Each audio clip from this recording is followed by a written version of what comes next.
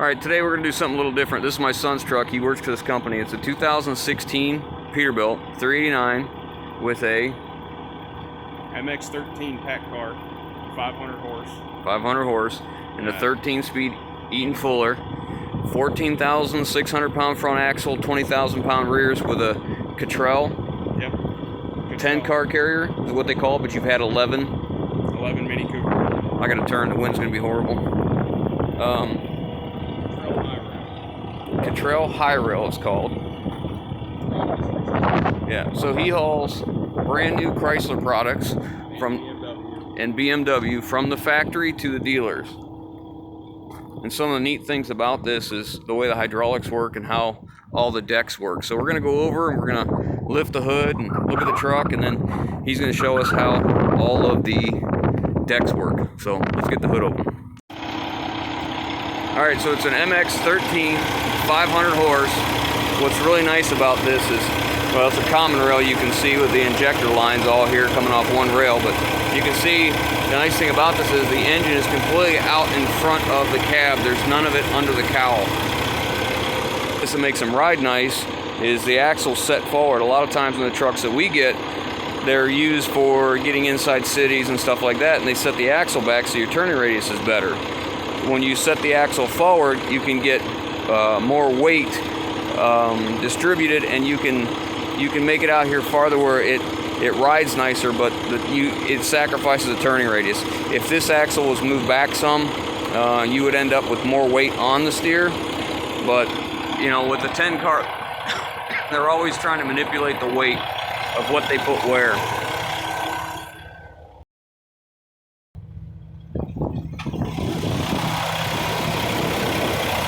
How many miles are on this one? 440, I think. 440,000. It does have a PTO on the transmission, and that's how they run the hydraulics. So part of this tank has been sacrificed for a hydraulic tank.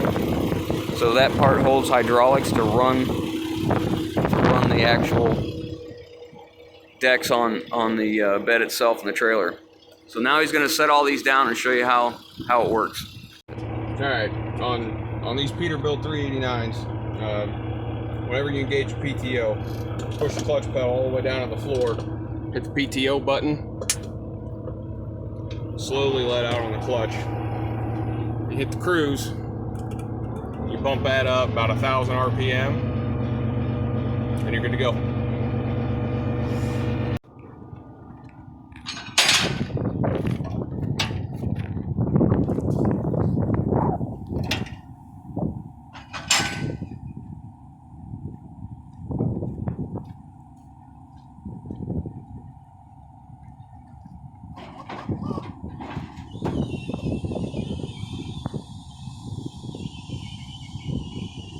So he's going to go through and show you all the different decks and the options and what they do. I'm amazed at how quickly these move.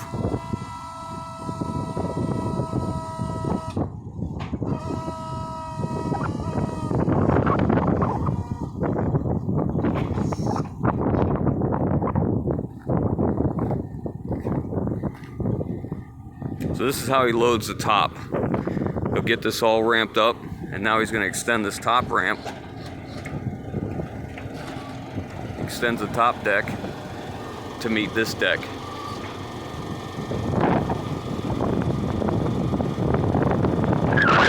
Sorry about the wind, guys. It is what it is.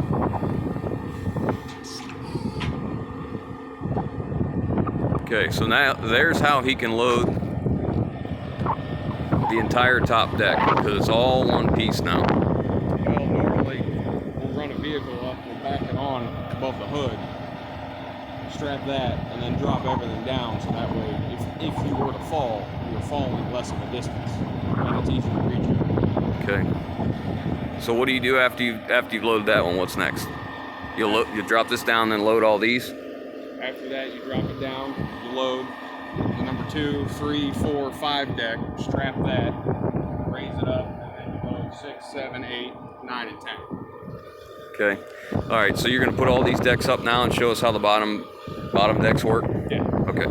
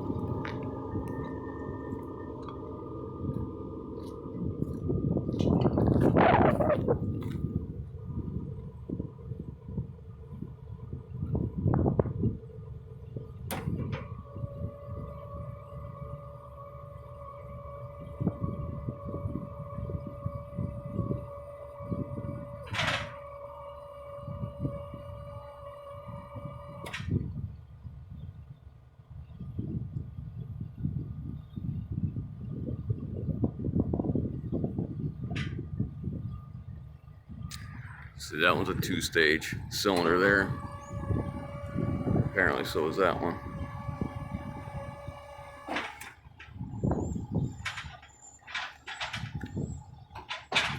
Also important to note, for each of the top decks, there's 3 levers.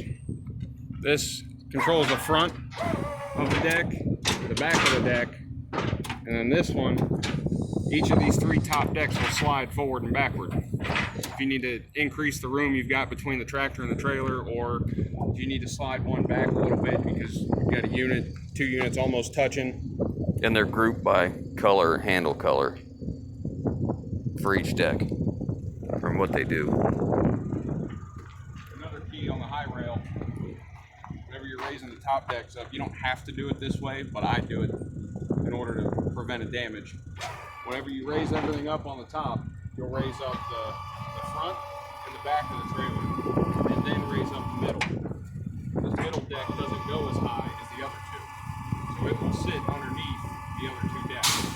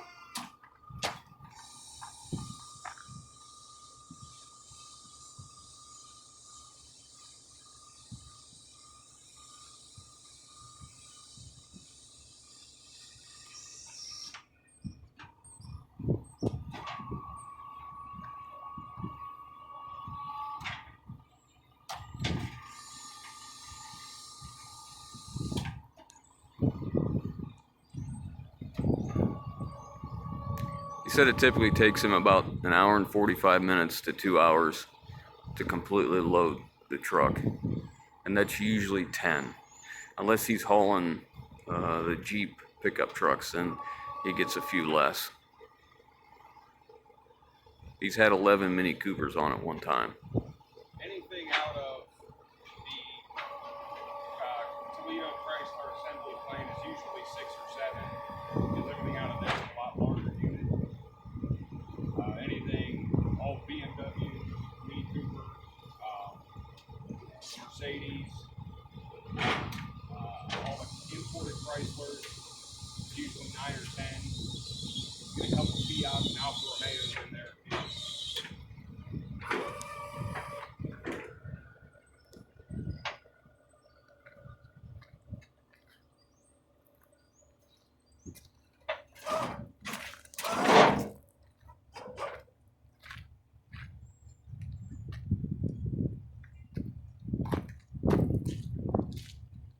Now normally if you've got all these decks up in the air, you'll go through and you'll raise your pins up to there.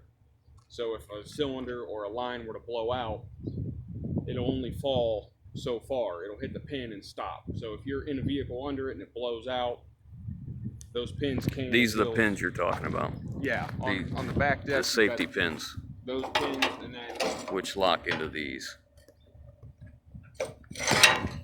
And up here you've got just a little bit different style pin, but does the same thing. Yeah, so it would just like so. After you load the truck and you bring everything down to your 13.6, those are the pins you use to keep it from falling down on a vehicle that you've got underneath one of the top decks. But once you've got everything raised up, now you got to tackle behind the cab, the belly of the trailer, and the tail, which is really nothing difficult. You just raise these decks up.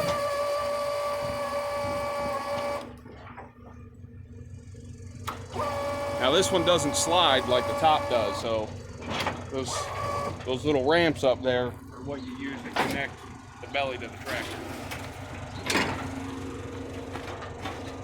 So he's gonna bring the belly ramp up little by little so that he can make a complete path to get up to the truck. You always want to slide this sliding deck out and put this underneath it here. Get a little more out of it. So then, if you're driving a Mercedes or a BMW or any vehicle really, but the lower ones especially, if you're driving it off of this onto here, this can't give and damage a bumper.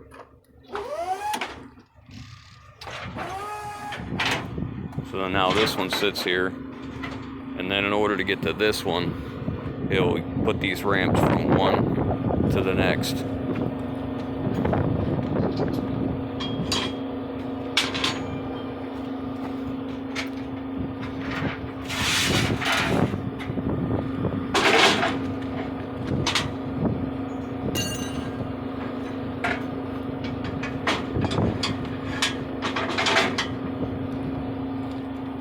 Then you do the same thing on the other side. You back your vehicle in right there behind the cab. You've got these little drop pockets here, little ramps. You can adjust them. You've got a taller unit, or if you've got a low profile unit, you can have it flat so the bumper doesn't hit on the frame. Unless I've got BMWs or Mercedes or Mini Coopers, then I leave them in the middle hole because everything's usually got enough ground clearance. Okay, so then after you do this, you said you have sometimes you have to move this deck here.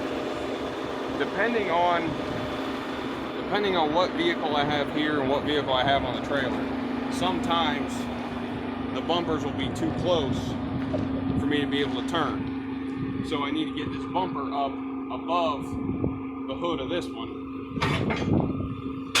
Put this away first.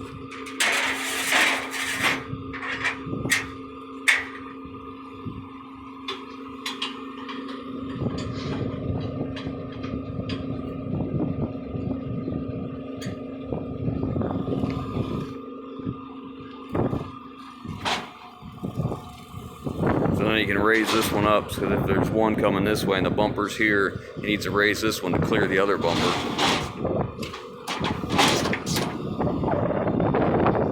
And that'll let you load a little bit tighter. Sometimes you can squeeze that extra unit on, get that bumper above the hood of the one on the trailer, and then you've got all the room in the world to turn. So then after you load that one, next you do this belly. Next, I'll usually take the vehicle, drive it up, and put the tire right on the edge of this, the center of the front tire. Regardless of what vehicle it is, I always make sure I pull it forward enough to where I usually drive this on unless it's a pickup truck, then I'll back it. But I make sure I pull it far enough forward that I can open the door past the cylinder. Because if you don't pull it far enough forward, you've either got to crawl out the back door, or sometimes I've been in a situation where I can't get out of either door. So then I got to reconfigure where I'm going to put the vehicle, and it just takes a lot longer. It's a great big jigsaw puzzle, huh? Very.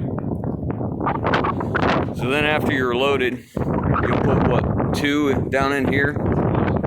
Mini Coopers, I can fit 2 in there flat. Yeah. Normally, if I've got, say, 4-door Wranglers or something, I'll put one there, and I'll back another one in, put the back tire right about here, and the front tire will sit right here. And then you just drop this belly down. It's sitting at an angle, which gives you perfect amount of room to have another one up there, and drop it down like this, because the windshield will then become the low point of the vehicle. And you can usually get it below that top rail. And that top rail is about 13.2, 13.4, depending on the ride height of the truck. So if you're below that, you'll make it under just about any bridge that you're going to come to. And these are LED loading lights up here. Yes. How? I got 2 more on the tractor too. Yeah. Okay. So now when you travel, all these decks come down when you're empty. When I'm empty, I leave the truck as a ramp, like I did when I took the unit off the head rack, the one above the hood. I'll leave it as a ramp, so then when I get to where I'm going to load again, all I got to do is raise this deck up, drop the pins, drop it down, pull the skids or ramps, and I'm ready to load. A lot of guys will drop everything all the way down. These are the skids he's talking about. There's ramps tucked away in here.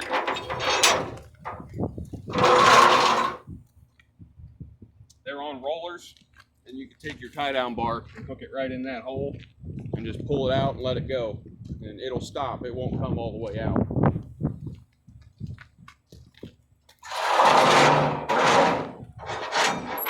A ton, just a ton of working moving pieces here.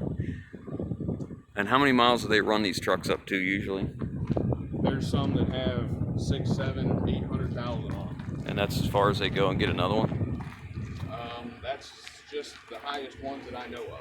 Ooh, look, that's been filling with water and freezing. That's what that is. See how it's swollen? Yeah, I gotta get a hole drilled in that before this winter. Yeah. A lot of steel there. And you said this thing weighs what, empty? About 40, between 45 and 47. Empty. Some trucks are heavier than others. And they run these really low profile tires. These are 250, 570, 22.5s. This is what we're going to be using this size tire on a build we got coming up. But yeah, very interesting. A lot going on for sure. Okay guys, so that's an overview. Oh, the sliding fifth wheel. This is an air-powered diaphragm that pushes this way, releases the lock so that they can slide the kingpin forward. That's an actuator for the kingpin, and that just pulls that up and lets it slide back. Which I never use it. Whether I have found a way to load this truck without using that, because if you don't use it every day, it'll seize up, and you'll go to release the fifth wheel, or then you have trouble getting it to lock back in. Then it won't lock back in, and then you hit the brakes and you smash 2 bumpers together. Yeah, we don't want to do that. Anyways, so there it is. Nice looking rig, very clean. They take pretty good care of it. It looks like, touch up on the paint and your non-stick or your grip, non-skid paint they use. Just think about that. How would you like to be the guy running all them valves? Good Lord. At least it's kind of labeled out for you. I'm sure it's like anything else. Once you get going, you get used to using it. Yeah, you do it for a little while and you really don't even look at it anymore. But that's a tour of my son's truck. It's a 2016 389 with about 400,000 miles. And that's what he does all day, every day. Hope you guys enjoyed this little tour of what Brandon does. Catch you on the next one.